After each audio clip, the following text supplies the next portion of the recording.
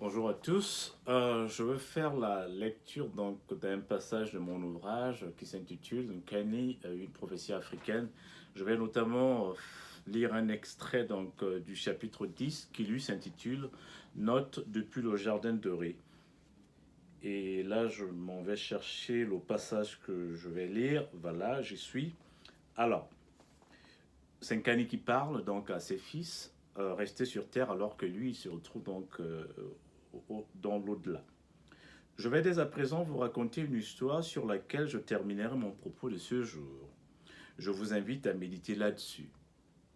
Cette histoire s'est passée à l'an 300 avant JC, bien antérieurement à mon arrivée ici au Jardin Doré. Connue de tous ceux et celles qui vivent ici, cette histoire s'est passée dans votre monde. Il était une fois une petite fripouille qui vivait dans une contrée animalière sur la planète Terre, disais-je, vers l'an 300 avant JC. Pour avoir usurpé tous les pouvoirs et prérogatives dévolus au seul bœuf, le légitime chef à la tête de la dite contrée, la petite fripouille qui voulait se faire aussi grosse que le chef animalier lui-même, avait d'une manière foudroiement effroyable révélé à la face des contrées animalières environnantes les limites ainsi que les dysfonctionnements des institutions de cette contrée. Ces agissements illégaux avaient montré que la dite contrée ne disposait d'aucun véritable contrepoids au pouvoir du bœuf. Si bien qu'à quelques exceptions près, lors d'une absence volontairement organisée par le chef lui-même, afin de déceler lequel de ses proches aides disposait de l'ambition démesurée de le bouter hors de sa chefferie, la petite fripouille à qui le bœuf avait expressement délégué les attributs du pouvoir usurpa incontestablement les prérogatives de son patron. Lors de cette absence expressement orchestrée par le chef, qui s'en était allé dans la contrée voisine pour y faire du commerce, toute gonflée du haut de sa taille, la petite fripouille abusa impunément et de manière répétitive, sans aucune crainte, des pouvoirs et prérogatives du bœuf. Avec une facilité outrageusement déconcertante, elle mit sous sa botte toutes les institutions de la contrée, ainsi que ceux et celles disposant d'une parcelle de pouvoir politique. La flatterie, dit-on, est une fausse monnaie qui n'a de cours que par la vanité.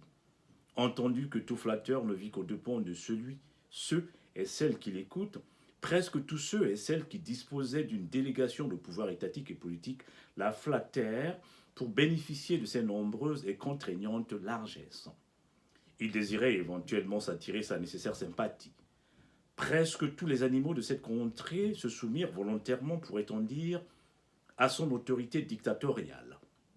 Notamment, le plus fort des lions, la deuxième personnalité politique supposée gouverner la contrée en l'absence du bœuf, les lionnes, lionceaux, éléphants, gorilles, léopards, tigres, girafes, cerfs, gazelles, ours, oursons, rapalmistes, brebis, agneaux, souris, hiboux, aigles, colombes, vautours, crocodiles, rhinocéros, grenouilles, lézards, serpents, scorpions, morpions, tortues, cafards, ratons laveurs, mouches, moustiques, chiens, chats.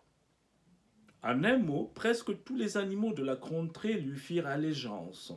Ce faisant, ils trahirent par ricochet la confiance que leur avait accordée le bœuf. Quelques personnalités animalières disposant de valeurs certaines restèrent fidèles au chef.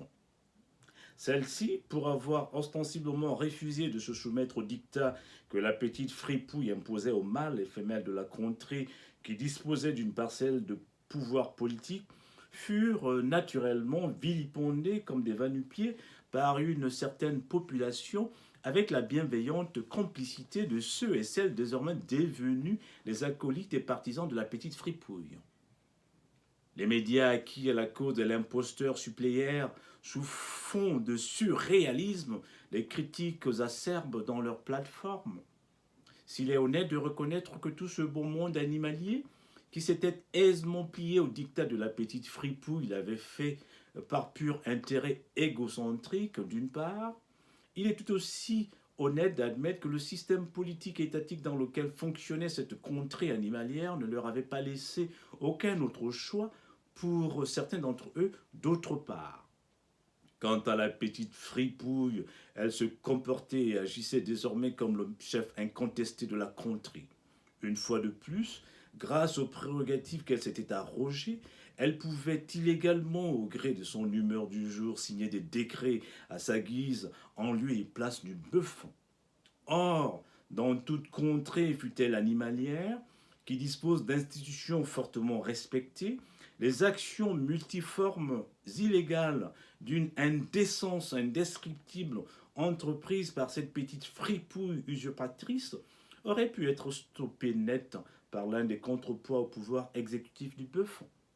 Son action aurait pu être occultée soit par le deuxième pouvoir reconnu à l'abeille, ou soit par le troisième pouvoir dévolu au loup.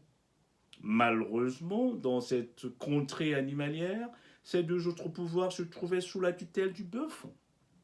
Le manque de séparation des trois pouvoirs, à savoir le pouvoir exécutif du bœuf, celui législatif de l'abeille et le pouvoir judiciaire du loup d'une part, et d'autre part, l'absence de ces trois pouvoirs à se contrebalancer les uns les autres, fit que cette contrée animalière connut pour une deuxième fois la même situation que celle qui se produisit lors du premier déplacement du bœuf, à savoir l'usurpation avec abus de plein pouvoir du chef par l'un de ses proches assistants.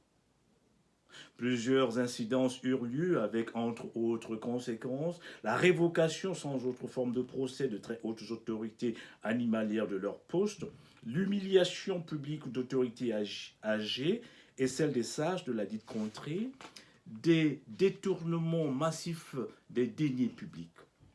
En fin de compte, au retour triomphant du chef, la petite fripouille usurpatrice fut honteusement chassée hors de la dite contrée. Tel fut pris qu'il croyait prendre, disait-on, tel de chiens anxieusement craintifs, ceux et celles qui chantèrent ses gloires mirent leur queue entre leurs jambes.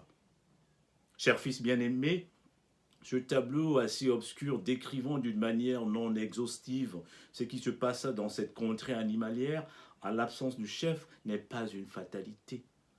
Si les mâles et les femelles de cette contrée, qui disposaient d'une parcelle de pouvoir politique et étatique, avaient décidé de faire bouger les lignes, en commençant par faire fonctionner le système de contrepoids, cette histoire aurait sans nul doute connu une issue positive.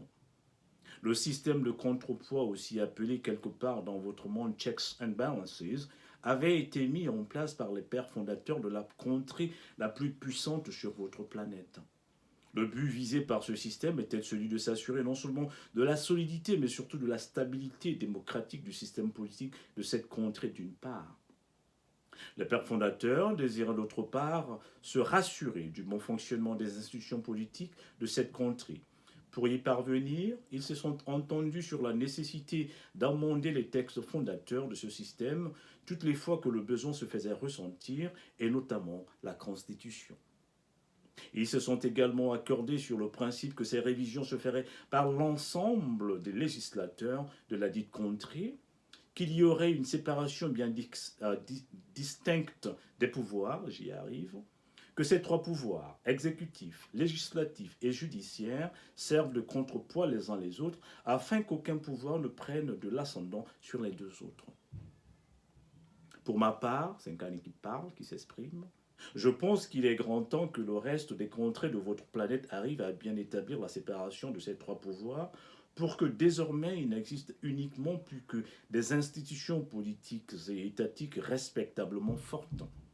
Avec un peu de volonté de la part de ceux et celles qui disposent d'une parcelle de pouvoir politique et étatique, cet idéal démocratique reste possible sur l'entièreté de votre planète.